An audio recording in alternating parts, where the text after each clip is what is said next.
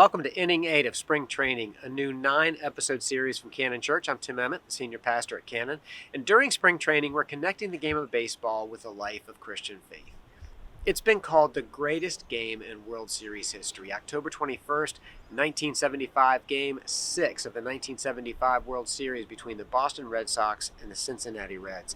The Reds were up 3-2 heading into Game 6, played in Boston.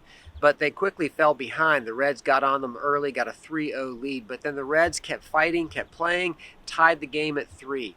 Then they went ahead 6-3 in the top of the 8th. They seemed to put the game out of reach with a 3-run lead going into the bottom of the 8th, but the Red Sox came back and they tied it at 6. The game remained tied at 6 through innings 9, 10, and 11 until finally in the bottom of the 12th inning after midnight, the Red Sox catcher Carlton Fisk came to the plate.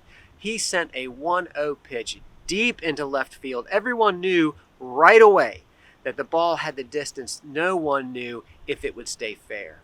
That's why Fisk, as he watched the ball, didn't jog or run to first base. Instead, he sort of hopped sideways several times, kind of waving and willing that ball to stay fair.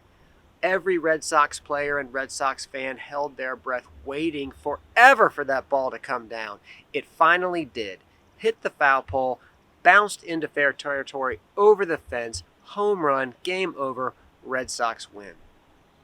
One of the greatest plays in Red Sox history, one of the greatest plays in baseball history.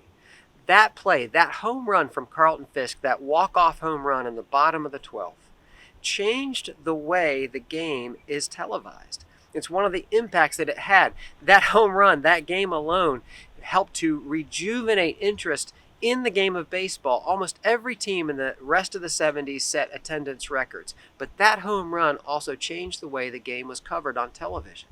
Before Fisk hit that home run, television cameramen routinely followed the ball when a ball was hit hard in the air. They just shifted their focus from the batter to the ball to follow the arc of the ball. But Fisk's reaction, his emotion watching that ball in the air, kind of waving it and willing it to stay fair, and then his kind of joyous celebration and his run around the bases was so awesome that television networks realized that the batter was the story. The reaction of the batter, that's where the story was. And so now television cameramen, they do follow the ball, but somebody's always got a camera on the batter. That's why today when there's a walk-off home run, the shot you see is from behind the pitcher, focused on the batter, his reaction, how he reacts when the ball comes off his bat and goes over the fence. You know, one of the ways that Jesus changed the world and is still changing the world today is by shifting our focus, getting our focus back on the batter,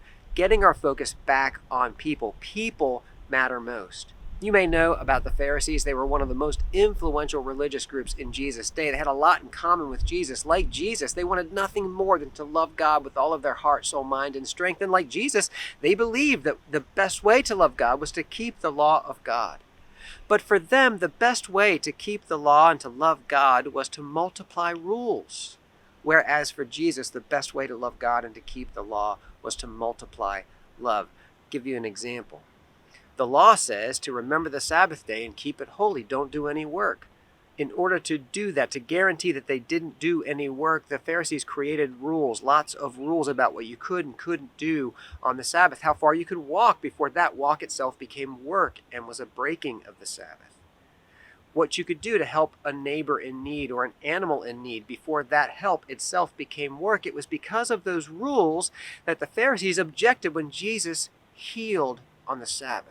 But Jesus reminded us that the Sabbath was made for us. We weren't made for it. What could be better? What could be more God-honoring? What could be more an act in keeping with the law than to help someone who is hurting on the Sabbath, giving them the rest for which they were made? Jesus shifted our focus back to the people of God. The law exists to help us love God and to help us love others. That's why Jesus saw people, cared about people that everyone else overlooked, didn't care about. It's why he broke bread with people that others considered far from God. Jesus changed the world by shifting our focus, getting our focus back where it belonged, on the people of God, on a law of love, not a law of law. Multiplying love, not multiplying rules. Keep your eye on the batter. That's the story. And that's inning 8 of spring training. I hope you have a great week. We'll see you soon for inning 9.